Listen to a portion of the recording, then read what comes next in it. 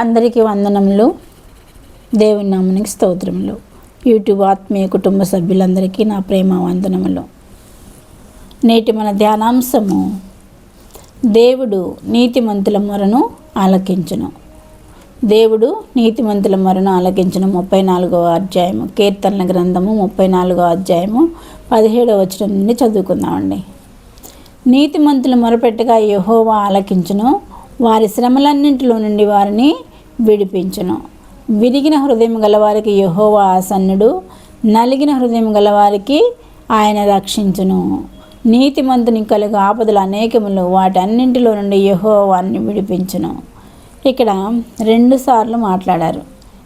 నీతిమంతులు కలుగు ఆపదలు అనేకములు, వాటన్నింటిలో నుండి యెహోవా విడిపించును అని 2 సార్లు దేవుడు మాట్లాడటం జరిగింది. ఒక్కసారి మాత్రం 2 సార్లు, 3 సార్లు, అనేకమైన సార్లు దేవుడు వాక్యంలో నీతిమంతుల మొరను ఆలకించును, వారి శ్రమలన్నింటిలో నుండి విడిపించును అని మాట్లాడుతున్నారు.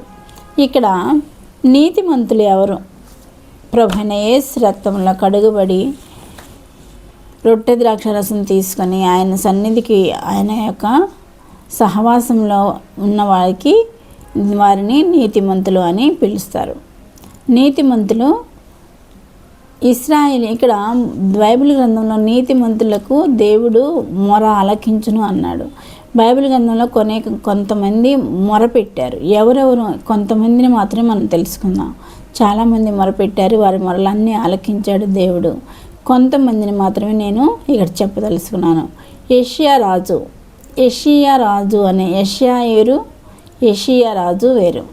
ఇక్కడ యెషయా రాజుగా పరిపాలిస్తున్నప్పుడు ఇశ్రాయేలుని వారికి ఒక ఆపద వస్తుంది. ఏమనగా, ఇశ్రాయేల్ దేవుడని యెహోవా సెలవిచ్చినది ఏమనగా, ఈ స్థలము పాడగుననియు దాని కాపురములో దూషణాస్పదులగుననియు నేను చెప్పిన మాటలను నీవు ఆలకించి మెత్తని మనసు కలిగి యెహోవా సన్నిధిని దీనత్వమును ధరించి నీ బట్టలు చింపుకొని నా సన్నిధిని కన్నీళ్లు కార్చితివి కనుక నీవు చేయు మనవి నేను అంగీకరించి ఉన్నాను.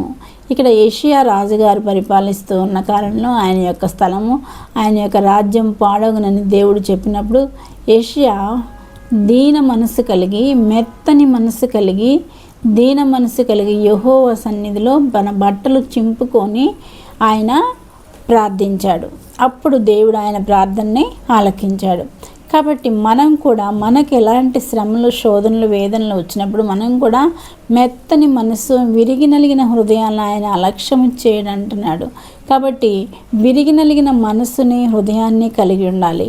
ఎప్పుడు విరిగి నలిగిన హృదయం, మనసు మనకు వస్తుంది అంటే, మనకి బాగా అతిగా ఓర్చుకోలేనంత బాధ మనకు కలిగినప్పుడు మన హృదయం, విరిగి నలిగిన హృదయం మనకి రావడం జరుగుతుంది. ఇక్కడ యెషయా రాజు గారికి ఆయన సామ్రాజ్యం ఇక పాడైపోయింది, ఎవరో దోచుకొని వెళ్తారు అని అన్నప్పుడు ఆయనకి బాధ కలిగింది. ఎంత బాధ అంటే విస్తారమైన బాధ కలిగి అప్పుడు ఆయన తన మనస్సును మెత్తను చేసుకొని యెహోవా సన్నిధిని దీనత్వంతో తన బట్టలు చించుకొని ప్రార్థించాడు.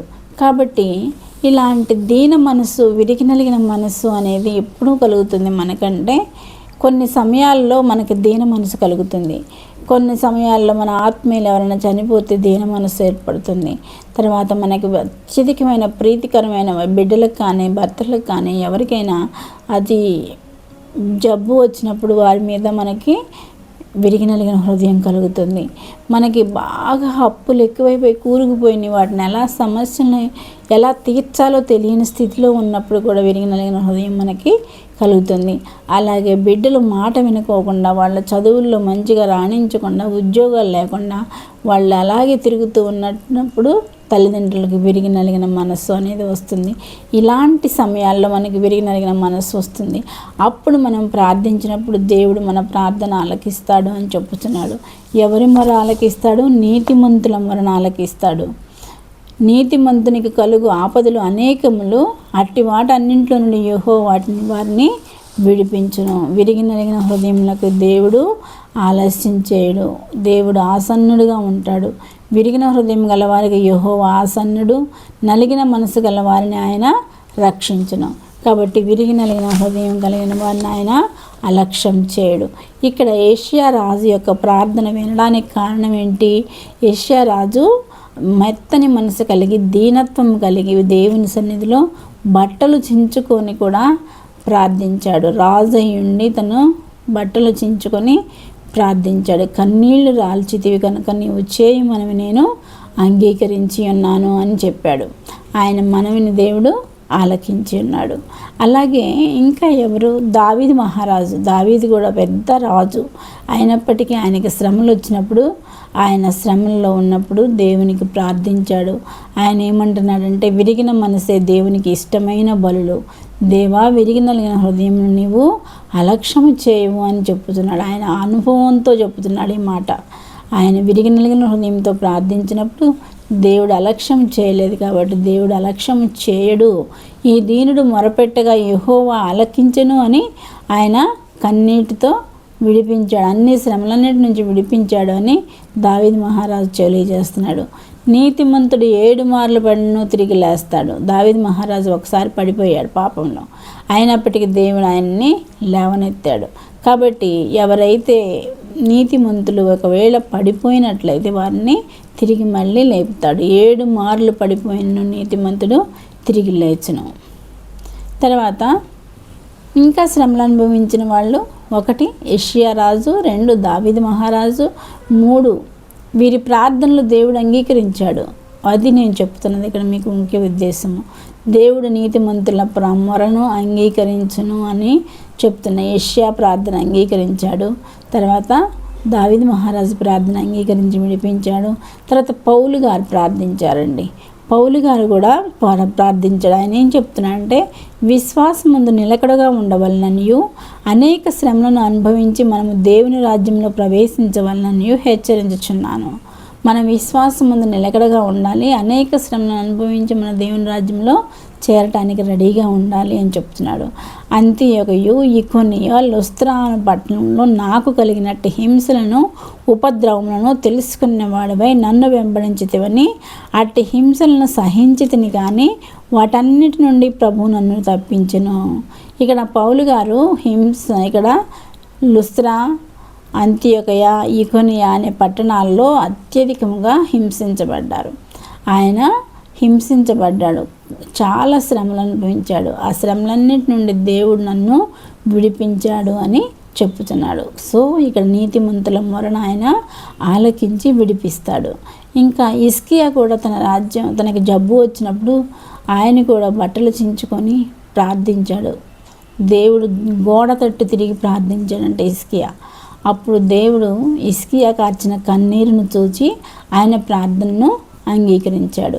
కాబట్టి మన ప్రార్థనలో అంగీకరిస్తాడు దేవుడు విశ్వాసులకు కష్టాలు లేవు, సుఖప్రదమైన జీవితం ఉంటుంది అని బైబిల్లో ఎక్కడ కూడా రాసిలేదండి. విశ్వాసులకు శ్రమలు ఉంటాయి, అయినను ఆ శ్రమలన్నింటి నుండి నేను విడిపిస్తానని బైబిల్ నొక్కి చెప్తుంది. కానీ విశ్వాసులకు శ్రమలు ఉండవు, సుఖప్రదమైన జీవితం ఉంటుంది అని మాత్రం బైబిల్ మనకి చెప్పట్లేదండి. అనేకమైన శ్రమలు అనేవి వస్తాయి, ఆ శ్రమలన్నింటి నుండి విడిపించబడాలి. శ్రమలు జయించిన వాడు ధన్యుడు, వాడు జీవకిరీటం పొందుకుంటాడు అని బైబిల్లో రాసింది. కాబట్టి శ్రమలు వచ్చినవన్నీ దిగులు పడవలసిన అవసరం లేదండి. శ్రమలు ఎప్పుడు వస్తాయో అప్పుడే ఆశీర్వాదాలు కూడా మనకి వాకిటి మీద నిలిచి ఉన్నాయని మనము నమ్మాలండి. కాబట్టి ఈ చిన్న వాక్యాన్ని దేవుడు దీవించును గాక. చిన్న ప్రార్థన చేసుకుందామండి. సర్వశక్తి మిక్కిలి కృపగలన ఘనమైన యేసురాజు మీ పాదములకు స్తుతులు స్తోత్రములు తండ్రి. అద్భుతకరుడా, ఆశ్చర్యకరుడా, నీ పాదములకు స్తోత్రములు. మీరు వినిపించిన వాక్యముకే వందనములు, స్తుతులు స్తోత్రములు. హృదయంలో నీరు కట్టి ఫలింపచేయండి ప్రభా. ఇక్కడ తలలుంచిన ప్రతి ఒక్క బిడ్డని మీరు ఆశీర్వదించి దీవించండి ప్రభా. మా యూట్యూబ్ కుటుంబ సభ్యులందరినీ ఆశీర్వదించండి, వారి అక్కర్లు తీర్చండి, అవసరాలు తీర్చండి ప్రభా. ప్రతి ఒక్కరిని మీరు ఆశీర్వదించి దీవించండి ప్రభా. ఈ వాక్యమును మేము నీ యొక్క రాకడ అనంతరం వరకు మా హృదయాల్లో నింపుకొని ప్రభా, వాక్యానుసారంగా నడిచే భాగ్యం మాకు అనుగ్రహించమని మా ప్రభును ప్రియకుమారుడైన యేసుక్రీస్తు నామమున అడుగుచున్నాను తండ్రి. ఆమెన్.